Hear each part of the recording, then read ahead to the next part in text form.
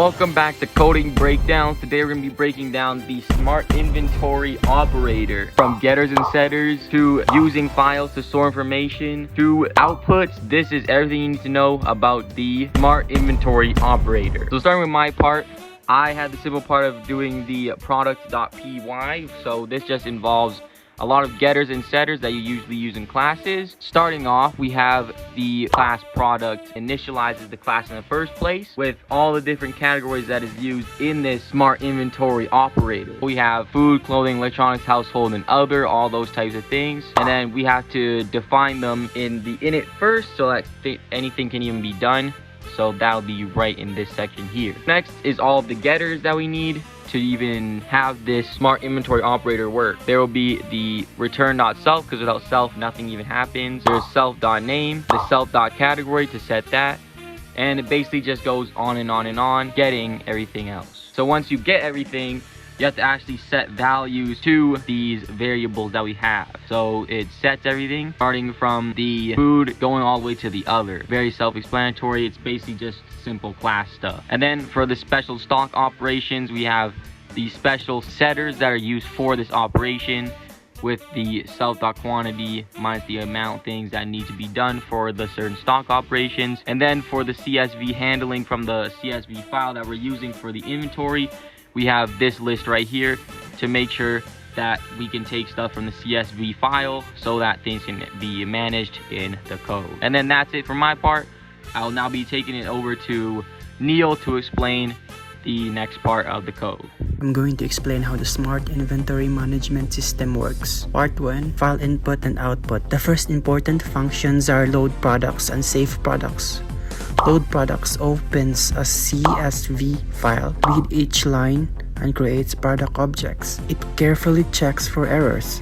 For example, if a number is missing, it uses safe defaults like 0. If the file doesn't exist, it just starts with an empty list. Save products writes all the products back into the CSV file when we're done, making sure the data is safe permanently. Part 2. Helper functions. Next, we have some helper functions that make the program easier to use. Print menu shows the list of choices like list products, add, edit, sell, restock, and so on. Product index finds a product in the list by its ID. Print products displays products neatly in a table with ID, name, category, quantity, price, and reorder level. Searches products by name or category. Ask int and ask float. Ask the user for numbers while checking for invalid inputs. Part 3 are actions you can do. Now let's talk about the main actions. Add product. Ask for product ID, name, category, quantity, price, and reorder level. And if everything is valid, it adds a new product to the list. Remove product deletes a product from the list based on its ID.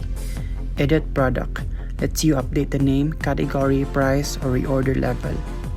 If you leave a field blank, the old value stays.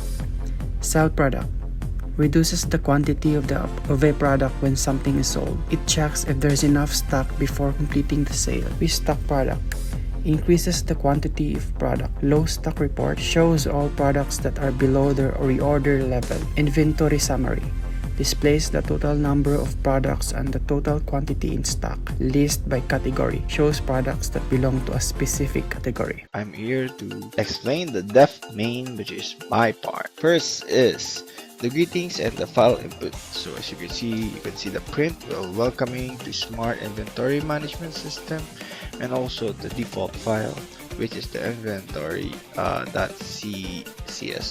The program welcomes the user, asks for a file name. It is left blank and defaults to inventory.csv.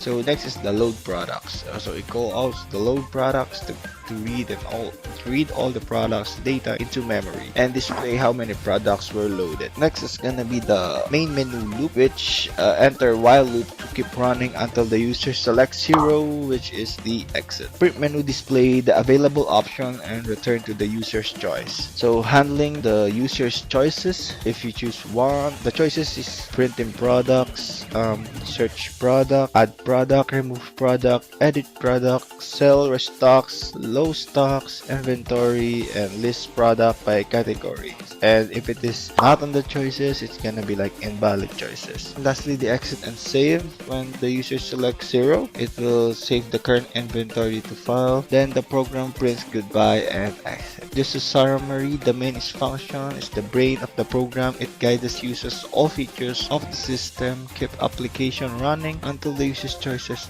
choose to exit, and ensure the inventory change are saved in the end. In summary, this program is a menu-driven inventory management system. It keeps tracks of products, quantities, categories, and prices. It lets you add, remove, edit, sell, and restock items. It also provides helpful reports like low stock alerts and inventory summaries. All of this happens in a console with data stored in simple CSV file.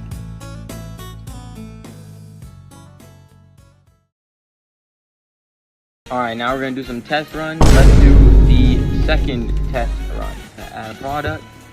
The ID is PRD101. The product name is tripod. Its index is 1. Its quantity is 10.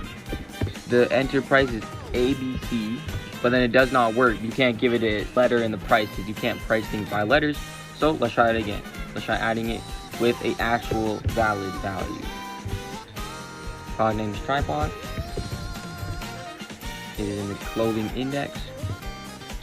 Enter the quantity 10. We'll give it a price of 75.5, 75.5.